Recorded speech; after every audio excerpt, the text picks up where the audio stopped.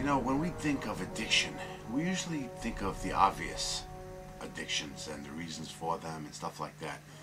Like a person that eats and eats and eats constantly. An addiction to food. You know, many overweight people, you know, they're addicted to food.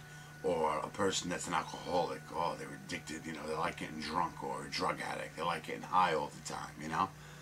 But if you look deeper, is there something else at play other than the obvious? Like, for example, a person that eats and eats and eats all the time. Now, is the addiction the eating, or is the addiction the taking of the shits? Because common sense, if you're going to eat and eat and eat, you're going to shit and shit and shit. And it might sound ridiculous, but some people do make an art form of taking a shit. I mean, they go into the bathroom with magazines, their cigarettes, cell phone, right? Books, even books and shit. And they're in there for an hour taking a crap. What do they call the toilet? Like a throne. It's even called, referred to as a throne. You see on the internet these scat films. It's like people shitting all over the place, and they do it like sensually, you know, like where the shit will start poking out slowly, you know, and they put like nice music to it, and then all of a sudden it's like the log comes shooting out. But it's like they present it in a sensual way. So like where the eating appears to be they have an eating disorder, they eat too much, could it be that they enjoy the act of shitting and the food gets them to what they enjoy? You understand? If you don't eat that much, you can't do what you enjoy, which is taking of the large craps. Now that might sound funny, but let's go even deeper now. Like alcohol, for example. Some people drink and they catch a buzz. It's nice, you're hanging out with the girls and your friends or whatever, you're having a good time, and you know, that's where it ends. You're having a good time with it. You know what I'm saying? But there are those among the alcoholics that, is it necessarily getting drunk?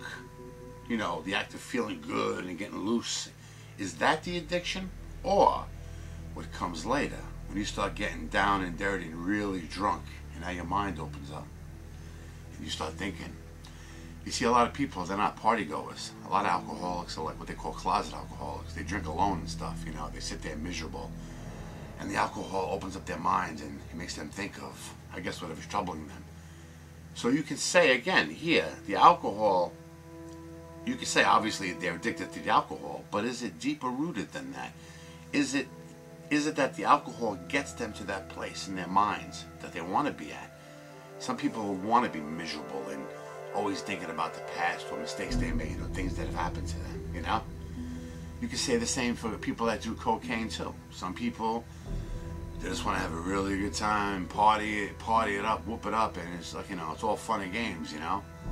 But then there's other people that brings out something in them, see? It makes them like almost the alter ego comes out. Now they're more aggressive. A lot of criminals, they get high, like, while they're doing their crimes and stuff. It gives them like, I guess alcohol could give you beer balls. Cocaine could give you like, you know, the same kind of balls and courage, you know? It's just something to think about. I've heard psychiatrists talk, and that often, we've all have, oftentimes that it is psychological. A lot of these addictions are psychological. So on the surface, it may appear that, you know, these addictions are just for one reason. Like the fat slob likes to eat constantly, or this stupid drunk bastard just likes to get wasted. You know what I mean? But there's more to it. It's deep rooted than that. These things they use in their addiction get them to a place, you know?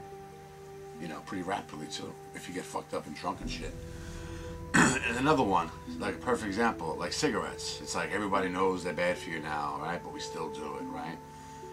It's almost as if, and we even have terms for that too, like sayings, like another nail in my coffin. Ah, it's just another nail in my coffin. See, that's psychological. It's like, you know you're gonna die one day, and you know this is wrong, but yet you still do it. Are you stupid? Do you not give a shit that this is taking maybe precious days off your life?